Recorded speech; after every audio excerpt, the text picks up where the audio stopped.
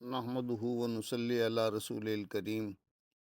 محترم بھائی اور دوستو، ہماری بات چل رہی ہے جہد دین اور کسب معاش۔ مولانا محمد یوسف رحمۃ اللہ علیہ کے فرمودات کے آئینہ میں کچھ ابتدائیہ۔ عبادت کی لذت اور دعا کی تاثیر کا براہ راست تعلق لقمۂ حلال سے ہے۔ جب تک پیٹ میں جانے والا لقمہ شبہات سے پاک نہ ہو، عمل میں نور پیدا نہیں ہوتا۔ معاشی معاملات کی درستی محض اخلاقی ضرورت نہیں، بلکہ ہماری روحانی زندگی کی بنیاد ہے۔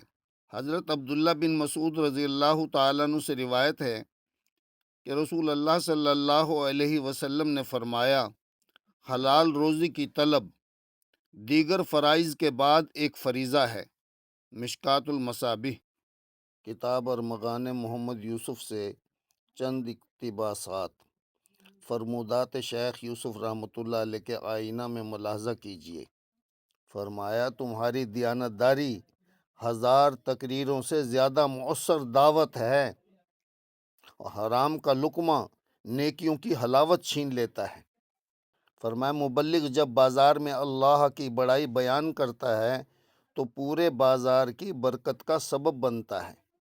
اپنی محنت پر جینے والے کی بات میں وہ وزن ہوتا ہے جو دوسروں کے ٹکڑوں پر پلنے والوں کی بات میں نہیں ہوتا۔ عزت محنت میں ہے، کسی کے سامنے ہاتھ پھیلانے میں نہیں۔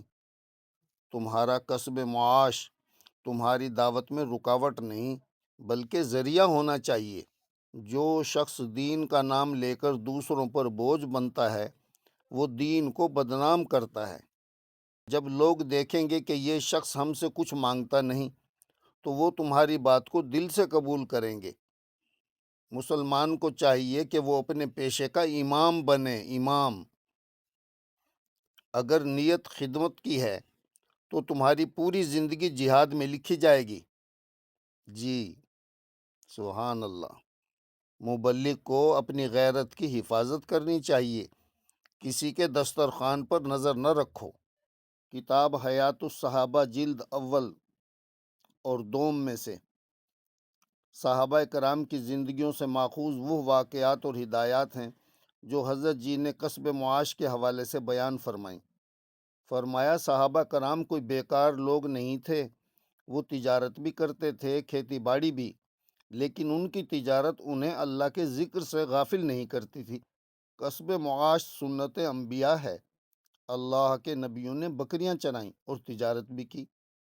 جو شخص اپنے اہل و عیال کے لیے رزق حلال کی نیت سے گھر سے نکلتا ہے، وہ اللہ کے راستے میں ہے۔ سستی اور کاہلی کو دینداری یا توکل کا نام دینا یہ نفس کا دھوکہ ہے۔ حضرت عبد الرحمن بن عوف رضی اللہ تعالیٰ عنہ نے مدینہ پہنچ کر بازار کا راستہ پوچھا تھا۔ مسلمان کو لینے والا نہیں بلکہ دینے والا ہونا چاہیے۔ مانگنے والے ہاتھ سے دینے والا ہاتھ اللہ کو زیادہ محبوب ہے۔ فرمایا، توکل اونٹ کو گھٹنوں سے باندھ کر اللہ پر بھروسہ کرنے کا نام ہے۔